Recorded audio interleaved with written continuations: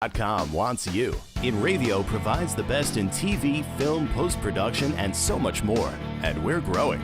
Right now, we're looking for a team of pros that can join us. So what are you waiting for? We need show hosts, production crew, marketing gurus, sales experts, audio engineers, lighting, visual effects, and camera crews. We want you. Go to InRavio.com/join the team. InRavio.com.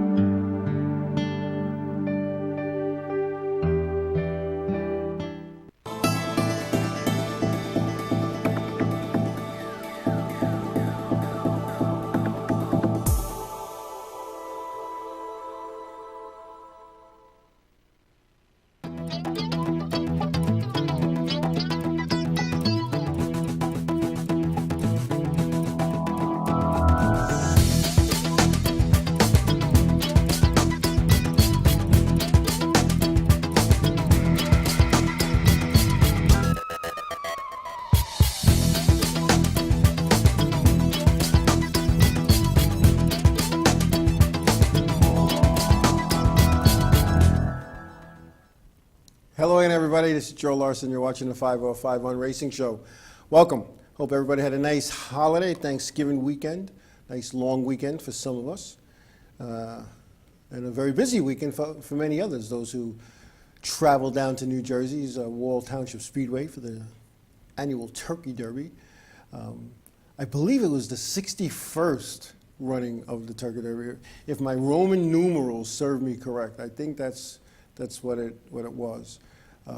I, believe it or not, have yet to attend a Turkey Derby in my 5+ decades of being involved with auto racing, whether it's been as a driver or an official or a car owner or a crew member. I have never gone to the Turkey Derby. I don't know, one of these days. 41st, that's right, because there's like, you subtract letters or something. It was LX1, and I think L is 50, X is 10, so because the X is after the L, it's a subtraction. Why couldn't they just go with numbers? I don't know. I don't know. Just like when you look at history, it says, it was like, 782 BC. How did they know that? How did they know it was BC? Well, what did they call it? What year did they call it? But anyway, that's a whole nother show. We're not going to get into that. But anyway, it was all good. Again, I've never attended a Turkey. I've been to Wall Township Speedway. I did a lap on that racetrack back in the 70s, the late 70s. They called the modern stocks. Way back in the 70s, way back. I trucked all the way down there. I took my old figure eight car down. It wasn't an old figure eight car. In fact, it was a new figure eight car that I wasn't old enough to race at ISIS yet. So I loaded it up on a rinky-dink old trailer, and I went racing. And I didn't know there were rules back then. I mean, there were rules, obviously, but I thought, if you were good enough to race your car at your place, they would let you run. So I didn't know that the modern stocks had to have a 1-barrel carburetor. I had a Harley 500 on my little 6-cylinder. Because it was a 6-cylinder, they didn't know how to tech it. They didn't know what, is it really a modern stock, is it not? Then I didn't know you needed dated seatbelts, so they told me how to get dated seatbelts, and before I go on a racetrack. And I had to have a fuel cell. In the meantime, I didn't even know what a fuel. The guy said, "You have a fuel cell?" I said, "Yeah." To me, that was something to hold the fuel. I had a Volkswagen gas tank. That was my fuel cell.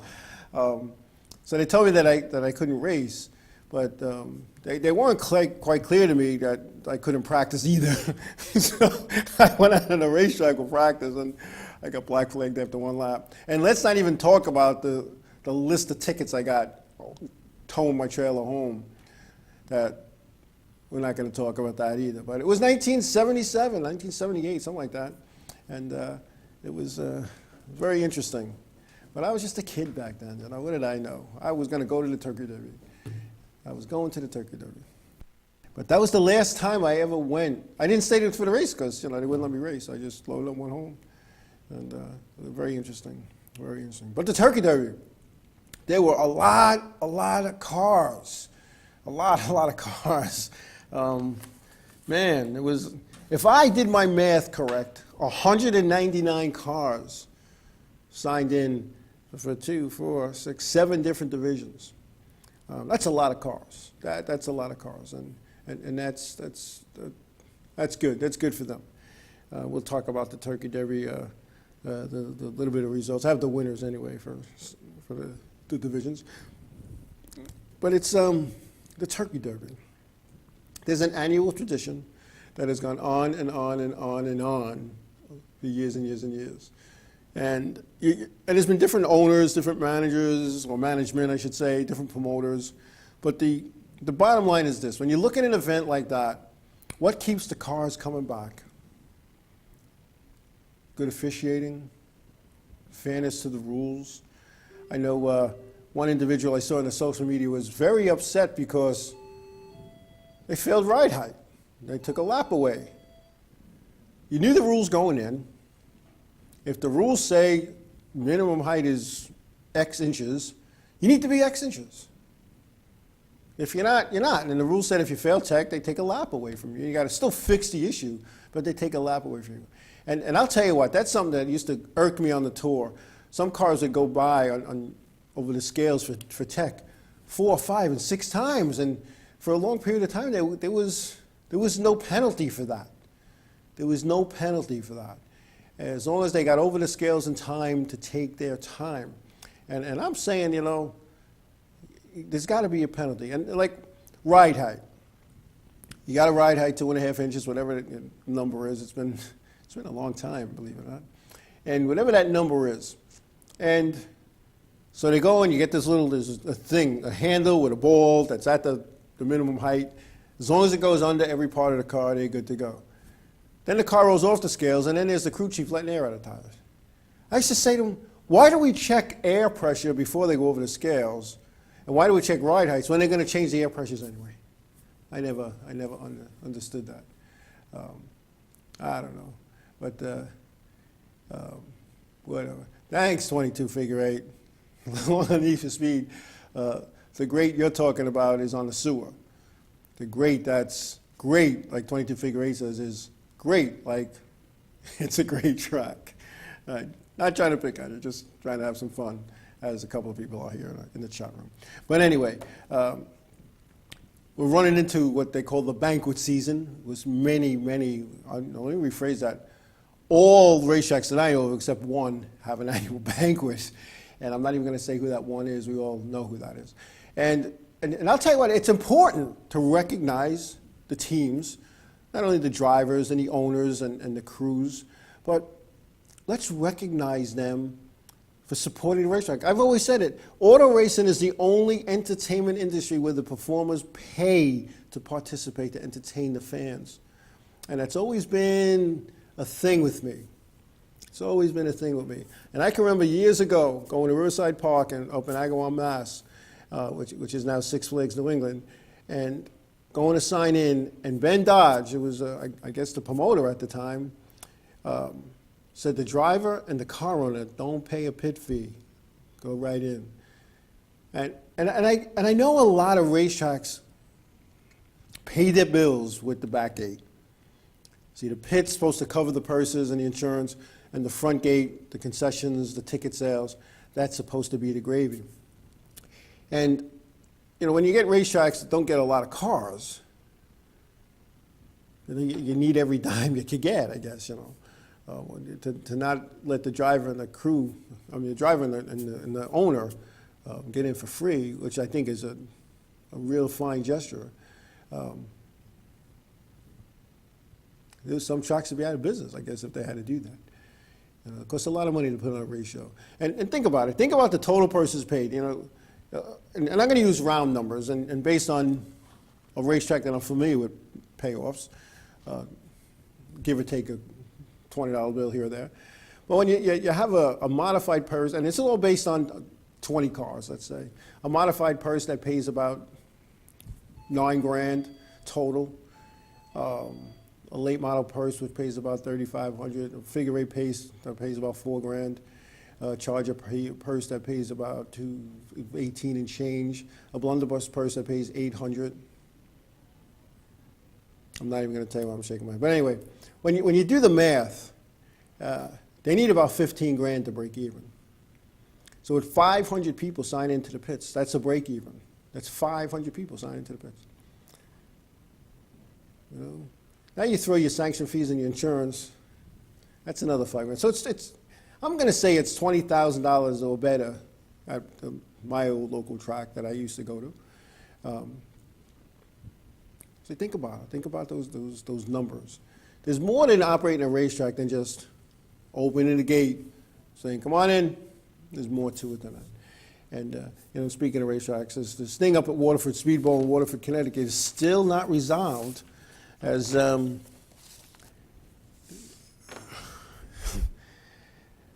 attorney for Ed DiMuzio, and Ed DiMuzio is the individual who's owed a lot of money from Waterford Speedbowl and its former owners and management, had said he intended to sue to stop the sale, so he was going to appeal that in court to stop the foreclosure auction sale. And he said that his lawyer has said that no appeal has been filed with the court systems as of yet. And DiMuzio is saying that, repeatedly saying, he's trying to work things out. Because I think he's going to lose, and he doesn't want to spend the money to lose. Nobody does. However, DiMuzio has until Thursday, 12/4, to appeal the decision in foreclosure auction sale. And I'll tell you what, folks, if he does appeal this isn't going to be resolved overnight, in a month or two. This appeal process and the trials and the testimony and whatnot could jeopardize the opening of the track for 2015. So let's hope that they can work something out. I mean, obviously, the man is owed money. However, he was a partner, and in any business that fails as a partner, you know you're going to lose X number of dollars. Yeah, he did put up some money personally, some 6 figures and whatnot. But you know what? That's what you do when you're in business and you want to make your business succeed. Sometimes you got to reach into your pocket to subsidize your business. And I think he'll lose in court, but you never know. And like 22 Figure 8 says, you know, the lawyers are licking their chops at this one because the only people that are going to win in this is not Mr. DiMuzio, not Waterford Speedbowl, not the individual who bought the track at auction. The lawyers are going to win. And when it's all said and done, we're going to lose another race season, and possibly at that point, those race cars are going to go race somewhere else and get used to racing somewhere else, and we might see the closure of another racetrack, which you don't want to happen, especially to a racetrack as I'll say, as nice as the Waterford Speedbowl. It puts on a very, very good show. I've been there dozens of times, and they put on a nice show. Anyway, we're going to take a break, and we come back. We'll talk about some of the banquets that were going on this past week or so across the Northeast and beyond when we come back.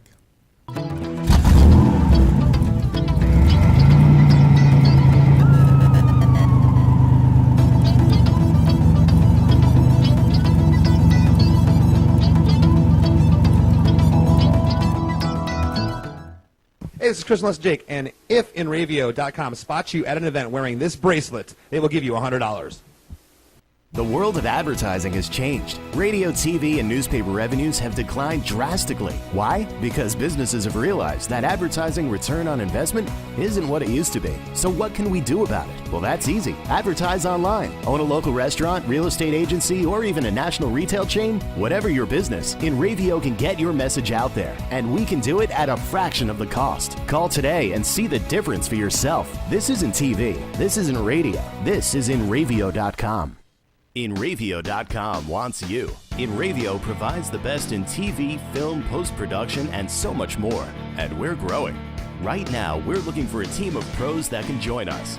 So what are you waiting for? We need show hosts, production crew, marketing gurus, sales experts, audio engineers, lighting, visual effects, and camera crews.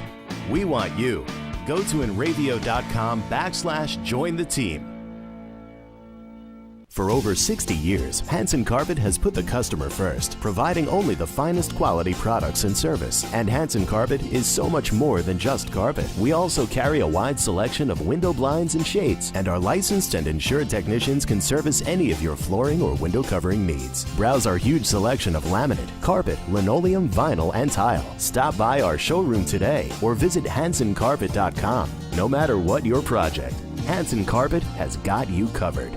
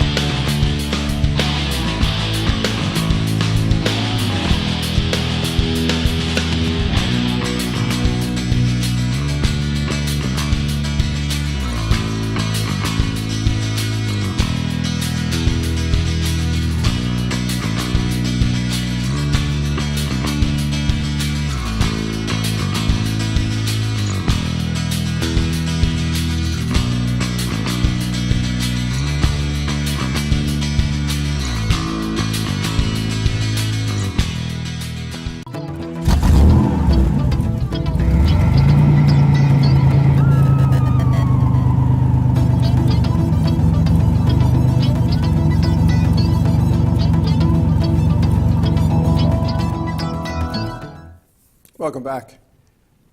Banquets. I know I said the last couple of shows talk about the banquet season coming and dress appropriately, and I got to tell you, I looked at pictures from about 5 or 6 different banquets throughout the Northeast, I guess you could say, and I'll tell you what, I must have a big following because every person in those pictures had at least a button-down shirt and a tie.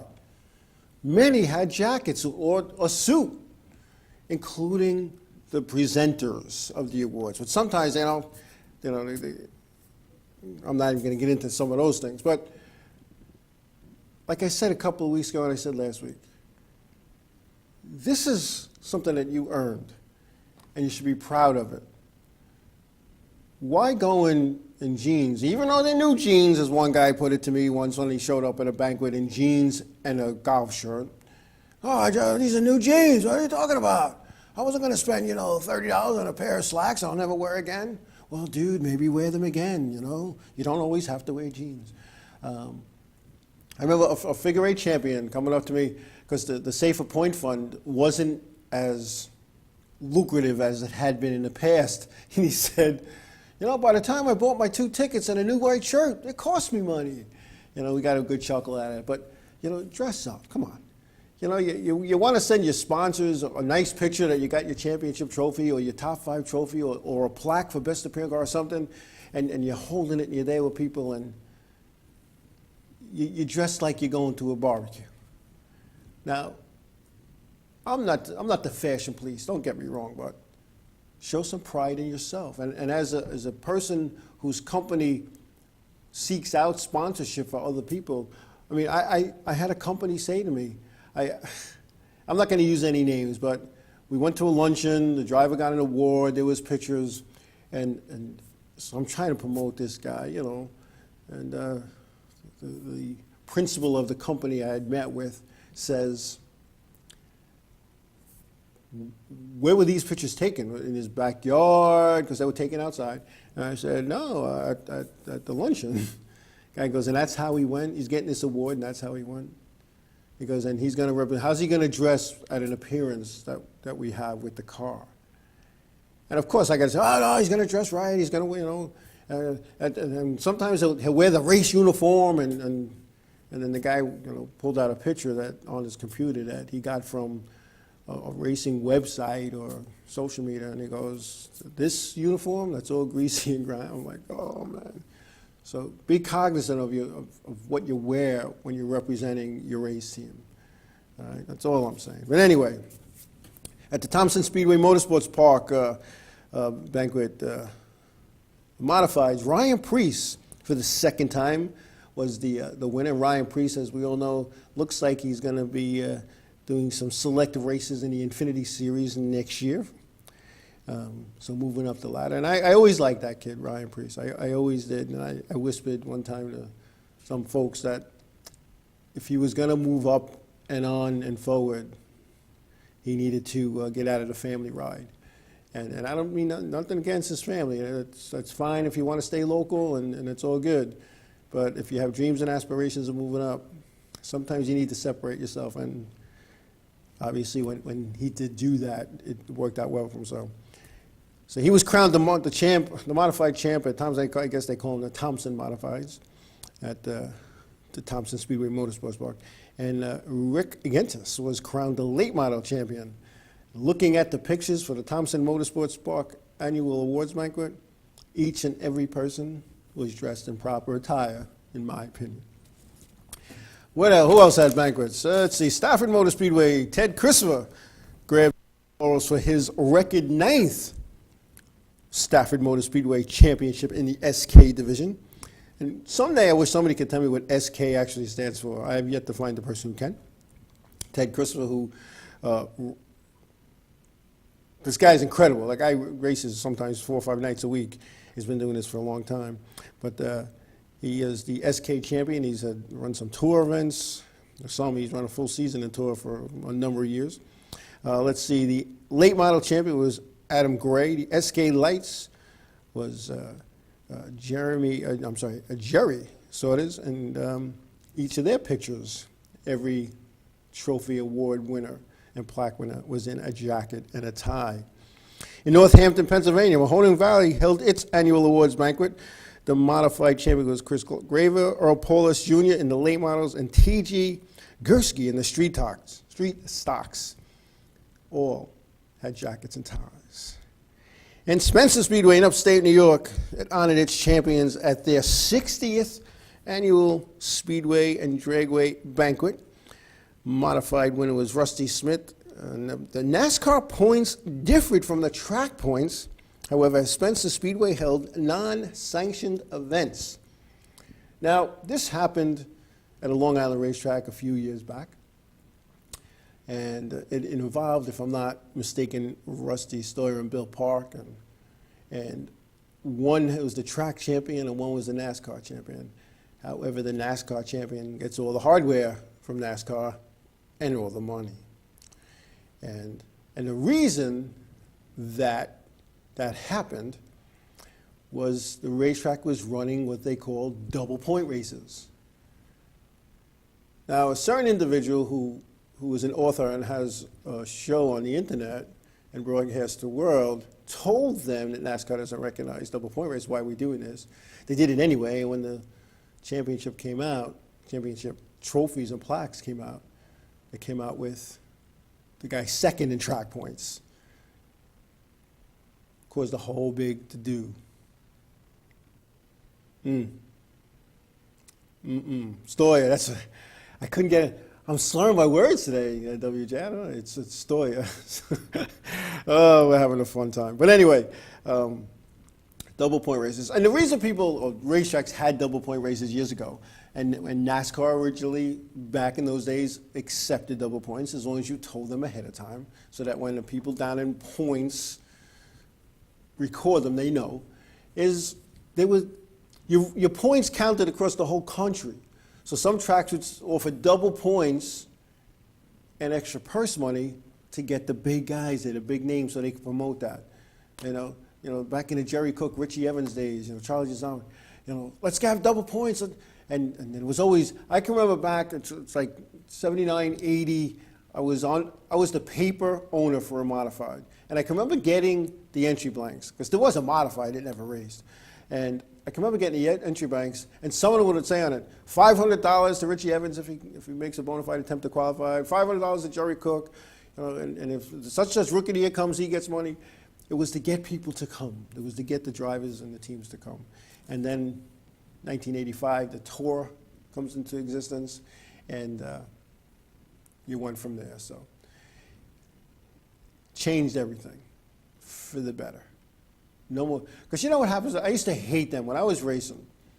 you're like, oh man, it's a double pointer. Now, and with the handicapping, where they took money earned and blah, blah, blah, and the guy who earned the most starts in the back, and the guy who earned the least starts in the front. But if you missed 3 weeks in a row, you were classified as a rookie, so you got handicapped for wins for every night you missed. And it was a whole big to do. So double point races. So this is what you would see guys doing. You'd see guys sandbagging. If they didn't have a shot to win the race, you'd see them start to go backwards. Why? Because they had a couple of bad nights. They're going to be up front for the double point race. And I hated those because everybody on lap 1 was trying to win them, myself included.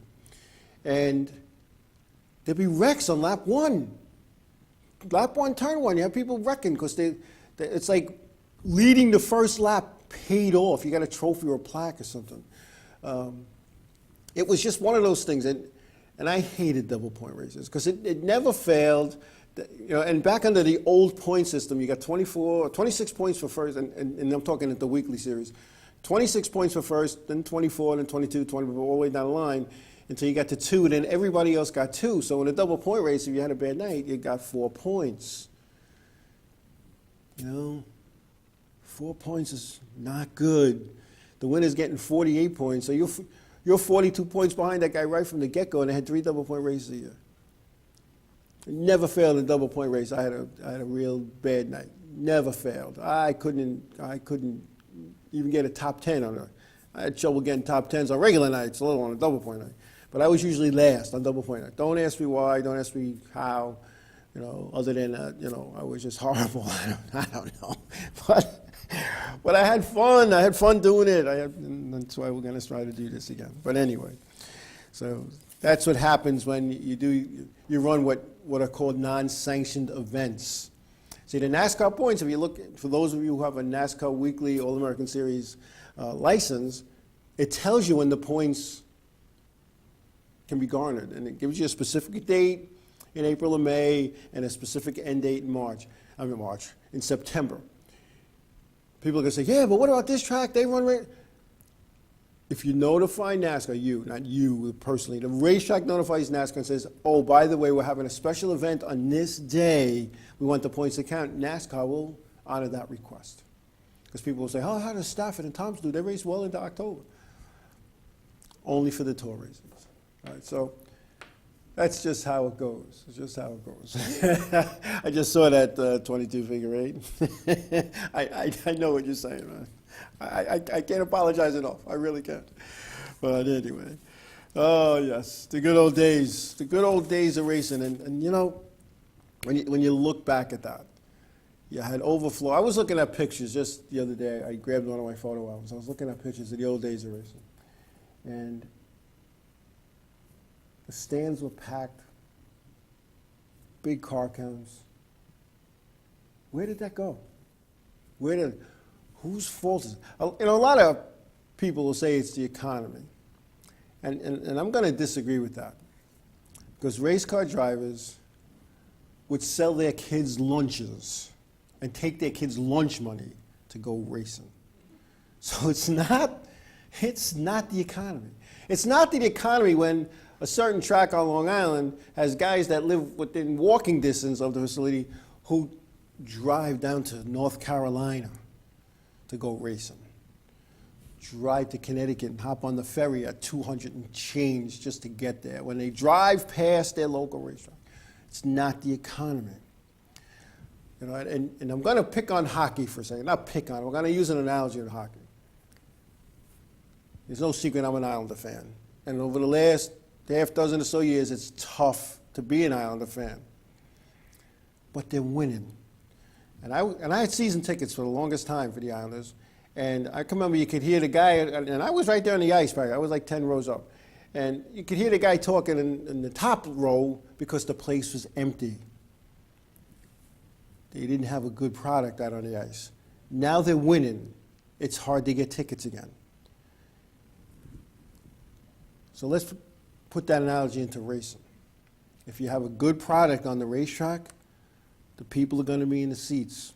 If you have a good product managing your facility, whether it's the front office, whether it's officials, whoever it may be.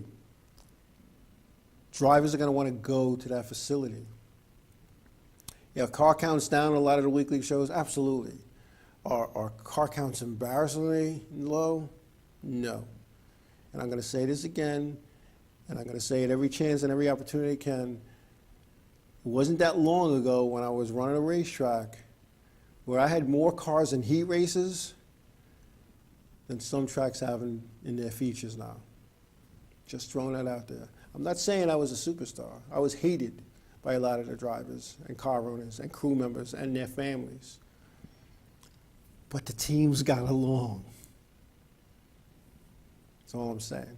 And I'll leave that alone. We're going to take a break. When we come back, we'll talk about some racetracks that are going to be looking good for next year. We'll be back.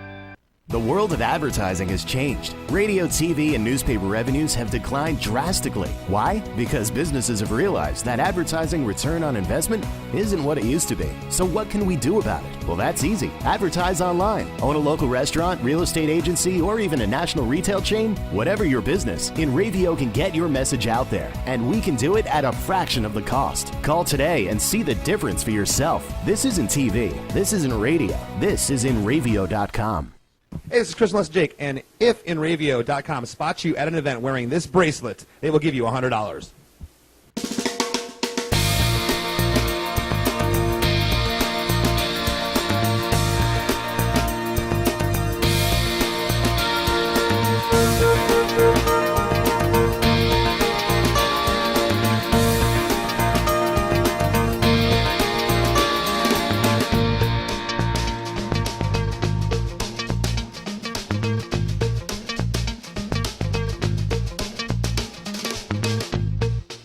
For over 60 years, Hanson Carpet has put the customer first, providing only the finest quality products and service. And Hanson Carpet is so much more than just carpet. We also carry a wide selection of window blinds and shades, and our licensed and insured technicians can service any of your flooring or window covering needs. Browse our huge selection of laminate, carpet, linoleum, vinyl, and tile. Stop by our showroom today or visit HansonCarpet.com. No matter what your project, Hanson Carpet has got you covered.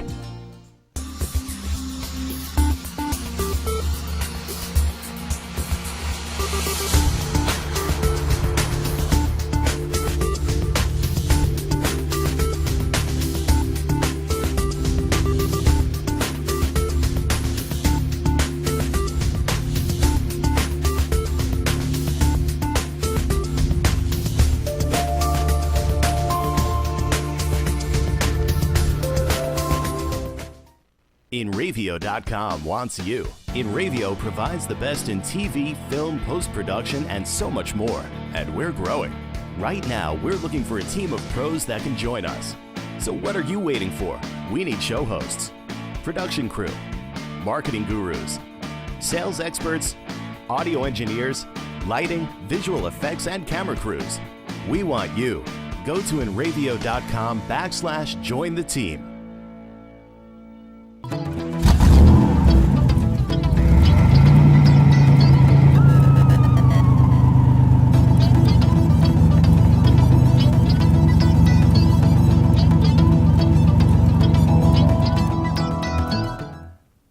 Hey, welcome back. We're back. Yeah, anyway, Bill and Kim Smith of Oneida, New York, signed a deal to purchase Utica Rome Speedway in Vernon, New York. Opening day is scheduled for April 19th and will operate under the NASCAR sanctioning banner, so that's a good thing. And I'll tell you what, I had a conversation with a track owner, operator, not too long ago. and their racetrack is a non-NASCAR facility. And I talked to them about that. And their response to me, I said, why not NASCAR? Why would you go independent? And they said that they didn't want NASCAR in their back pocket. So I asked them about insurance. I asked them, I said, well, what happens if, God forbid, a driver gets injured or worse, gets killed at your facility? Or an official, anybody. If it's a NASCAR thing, NASCAR has got your back, they got you covered.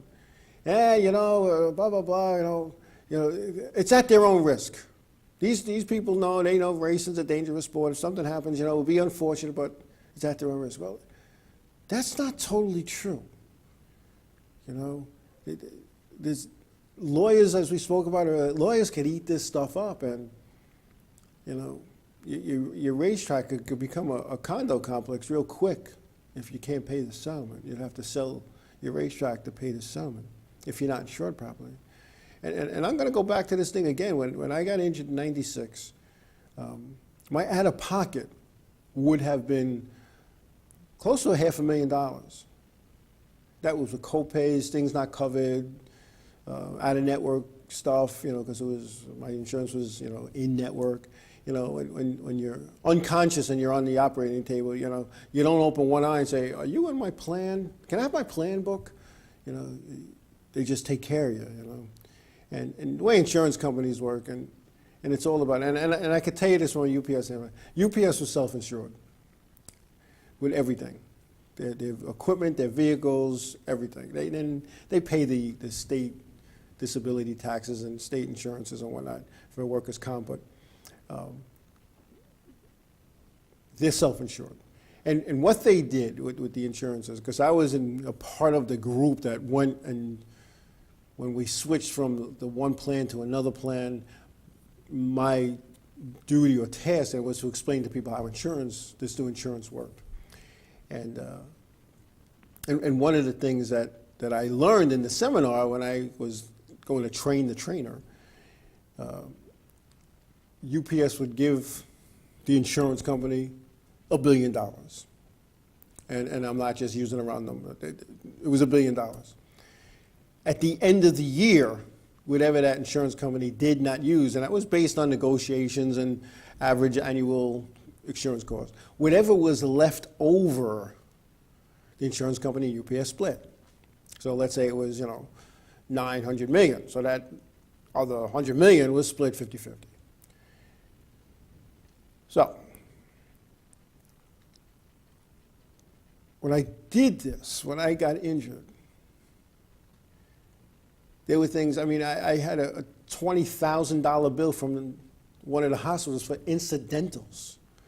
My insurance company said, well, we need an itemized bill to pay that.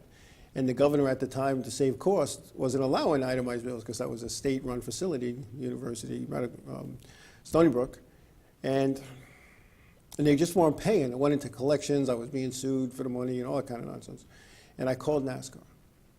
And NASCAR said, send us that bill.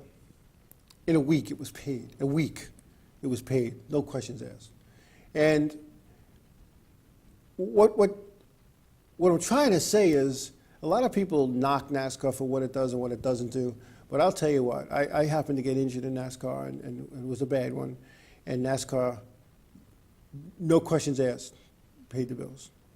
I know other people that said they've had nothing but trouble trying to collect from NASCAR, because if you don't do what they tell you, you're not going to be covered. And I'll have a show in March that talks about that, March, April, to remind the teams in the event they are injured, whether you rip a fingernail off or you get hit with a jackhandle on pit road, report the incident, and then call NASCAR during the week and just follow up. You never know what's going to happen later. You never know. But anyway, what are you going to do? But it's good to see another track operating with new owners and going the NASCAR way.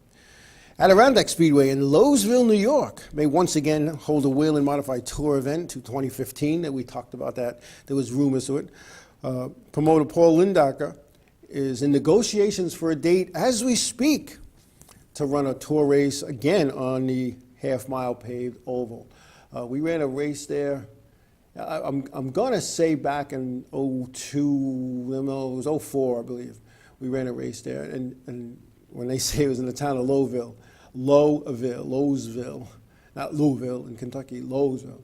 The town reminded me of the show Happy Days. We're driving through the town, and Curtis Kaplan, who is now an ESPN producer, was one of our officials. We're driving down the road, and he goes, "Are we having a dream? Are we having a dream? This is like the Happy Days. I'm waiting for Fonzie to come by." And we followed directions, and it said, "Go over the railroad tracks and make the first left." So we go over the railroad tracks, and there's no road. There's no road. We're driving for another 20 minutes. And they said, no, it's too far. We must have missed it. The road was a dirt road that went over the river and through the woods to what looked like a construction site. Because it was. The track was still being built. The half-mile part was good, but the big track was still being built. And I'm up in the tower running the practice, and I said to my flag man, I in a panic, put the red out, stop these cars now. Because people were coming out of the woods and crossing the racetrack while cars were on the racetrack. And it was the first year that the Whelen took over as the Whelen Modified Tour title sponsor, and there were signs all over town. Whelen Modified Tour race at Adirondack, Whelen Modified Tour race at Adirondack. And the race ended up, it was a good race, but the place was empty. So that night we're back at the hotel and we're talking to people, and people are saying, "Yeah, I wanted to go to the race, but I don't want to see no Whelen Modifieds. I want to see Featherlight Modifieds." Because Featherlight was the old title sponsor, and they knew throughout New York and the Northeast that that was the Modified, that was the touring series. And what could they have done other than put on the sign, former Featherlight Modified Tour? That would be against everything. It was just one of those things. So there hadn't been another race at that facility with the Modified since then. Other series and sanctioning bodies have raced there on occasion. But this track at the time was not a NASCAR facility. They did a one-day sanctioning, and that's how it was. Yeah, though he's negotiating as we speak, trying to get a date, because to my knowledge, Adirondack is still not a NASCAR facility. So there's what they call a one-event sanctioning fee, and I believe if he would have had 3 one-day sanctioned events, it would be cheaper to just go NASCAR for the whole year.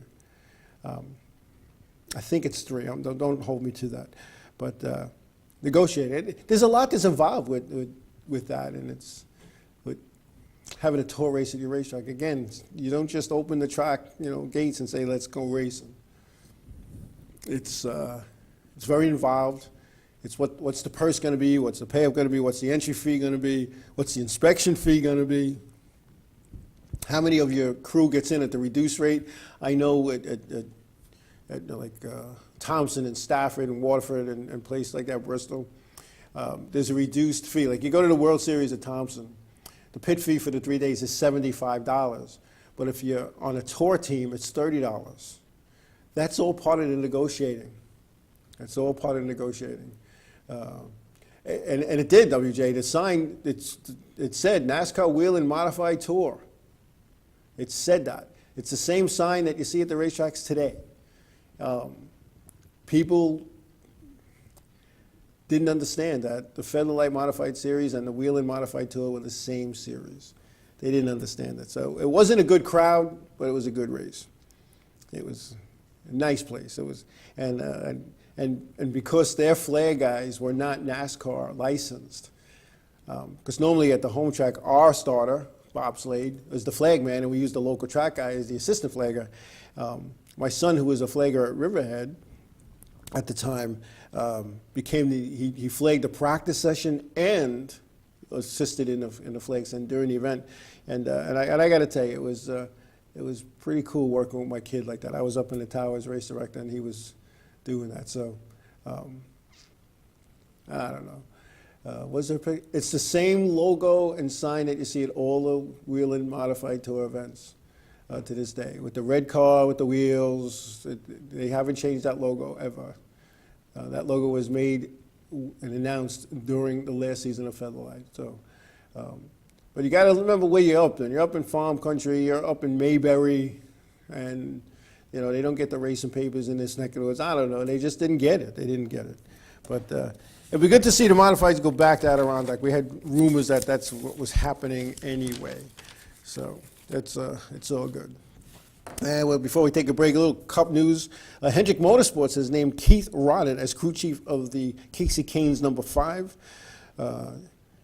And Chip Ganassi Racing has announced the replacement for Rodden is Matt McCall on the number 1 car driven by Jamie McMurray.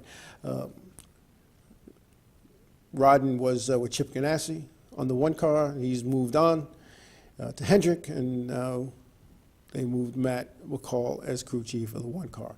You're going to start seeing a lot of that, a lot of movement always, and it usually happens right after the banquet, which I believe is next week. So we're going to take a break. We'll talk real quick about the battle at the beach. We'll talk about a little bit of the turkey derby, and then we're wrapping up when we come back.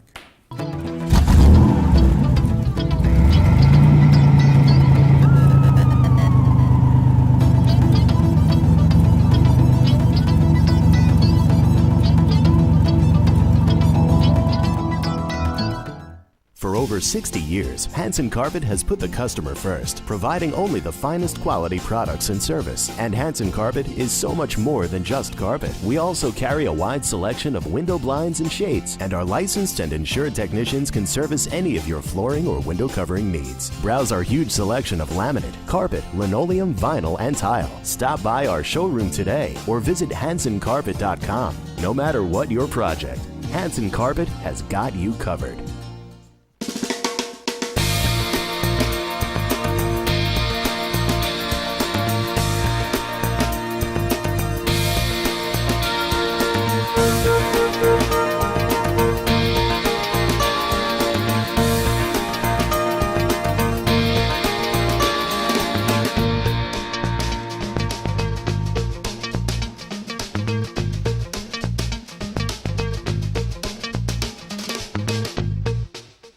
The world of advertising has changed. Radio, TV, and newspaper revenues have declined drastically. Why? Because businesses have realized that advertising return on investment isn't what it used to be. So what can we do about it? Well, that's easy. Advertise online. Own a local restaurant, real estate agency, or even a national retail chain? Whatever your business, InRavio can get your message out there. And we can do it at a fraction of the cost. Call today and see the difference for yourself. This isn't TV. This isn't radio. This is InRavio.com. Hey, this is Chris Leslie Jake, and if InRavio.com spots you at an event wearing this bracelet, they will give you $100.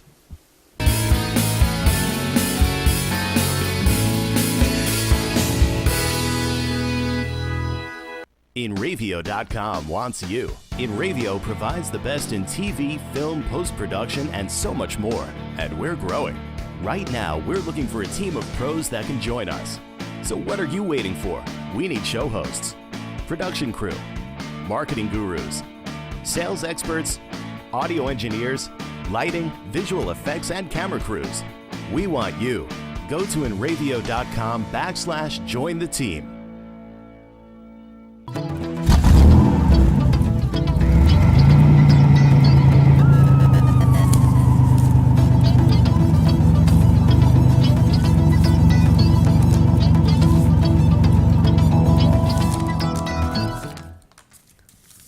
Hey, we're back.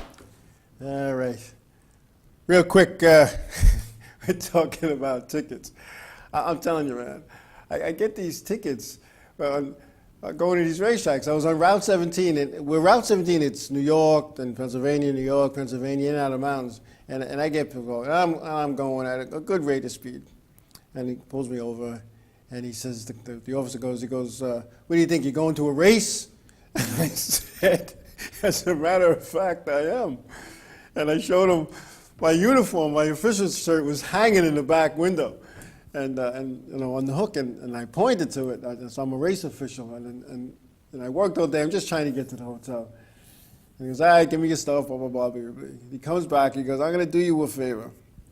He goes, You know that race official shirt that's hanging in the window? I'm having trouble seeing it because you have tinted windows, so I'm going to write you for the tinted windows. It's cheap, there's no points.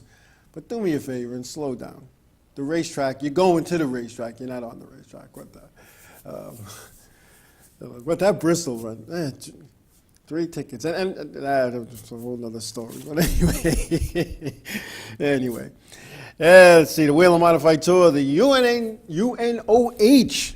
University of Northern Ohio, Battle at the Beach. According to NASCAR VP of Regional and Touring Series, George Silverman, he announced that the UNOH Battle at the Beach is not feasible to run in 2015. Given the progress with the Daytona Rising project, it just can't happen. However, if fans want to see some good racing, according to George, the K&N Pro Series will be at New Smyrna, and there'll be 6 nights of modified action for the World Series of Asphalt Auto Racing at New Smyrna. Why not have a tour race in New Smyrna with the modifieds? Just saying. I know George Silverman very well. The man's a professional. I like the guy. We've had many conversations about things when it came to racing, but I don't know why we weren't able to do it. When I say we, I'm not a we anymore. I don't see why they didn't do that. But they have their reasons, I'm sure, and it might be with the management of the racetrack. That they don't want to do that. They want to do their traditional World Series over their 6-night period. But that's the way that goes. Turkey Derby. It was 37 tour-type mods, according to the information I was given, that took time for 26 spots. Long Island Dave Sapienza set fast time. And the tour-type modified winner was Eric Morello in a Dick Barney-owned car. Dick Barney, a long-time car owner in the Whelen Modified Tour with Reggie Ruggiero behind the wheel. Jimmy Blewett took the SK race. The Sportsman race was won by Kevin Davidson.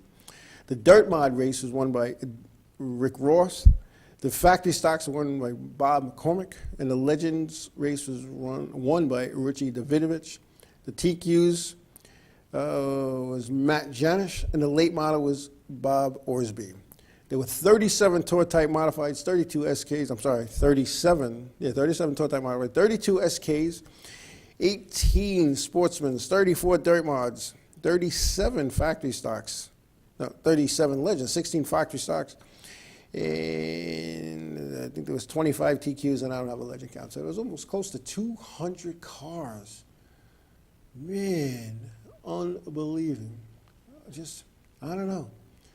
That's a lot of cars. It was a good show, good race, from what I understand. It's funny when you listen and read on the websites and you read the social media. You could tell the people who had a bad night, whether they were crashed, spun, wrecked in their own doing. However, it was horrible, and the people who did well and ran up front, it was great. It's all about perspective. It's all about the perspective and what side of the fence you're looking on. And I'll tell you what, I had discussed going there with my car owner, Wade Cole. Him and I had I don't want to say a long discussion, because sometimes Wade's discussions, and I love the guy, sometimes if he doesn't want to do something, the discussion is no. And there's no explanation, it's over, the conversation's over. But we talked about going. We talked about taking the 83 there. And after going back and forth over a few minutes, we decided not to. And I'm kind of glad we didn't. But anyway, let's see. WJ, New Smyrna is now NASCAR. It has been this will be their 2nd or 3rd season. And their sanctioning begins January 1st of every year, because I'm sure they renewed. And the K&N Pro Series is already there, so they already have the sanctioning. They're going to be there anyway. So that's why I'm surprised that they won't do that. But anyway, it's all good. So what do we got coming up? Like I said, we got the banquets coming up for the top 3 series. The nationwide, be the last nationwide crown champ. That'll be the Infinity Series, the Camping World Truck Series. They'll be down in Miami. And then the Cup guys, they'll be out in Vegas. It's been out there for a couple of years now, leaving Waldorf Astoria in Manhattan, which I'll tell you what, and And I always thought that was a cool thing, having it right here in New York. I didn't understand why they had it up here other than media and TV, but it's all good. And then we have the touring series banquet in a couple of weeks at Charlotte at the Hall of Fame. I will not be attending that. I think if our team was in the top 10, I probably would have gone, but we're 17th in points, so we're not going. Yeah, it's. But I'm looking forward to Speed Weeks at Daytona. I'm going to see if there's a way I could finagle to go. We'll see. I mean, I got a place down there, so I don't have to pay for lodging. But hopefully, we'll see. We'll see what happens. But anyway, we're going to wrap it up here. Just real quick, I got a couple of folks that are interested in, I don't know if I shared this with you, on, I believe, December 29th and the following Monday, I'm not sure what the exact date is, will be the Figure Eight Drivers reunion show.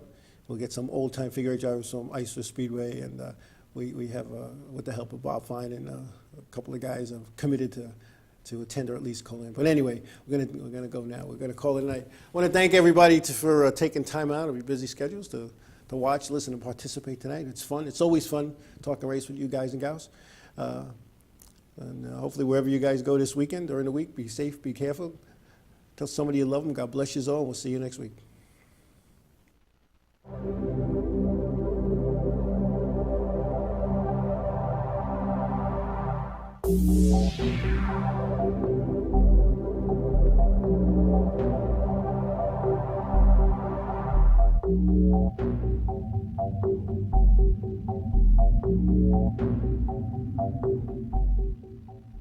InRavio.com.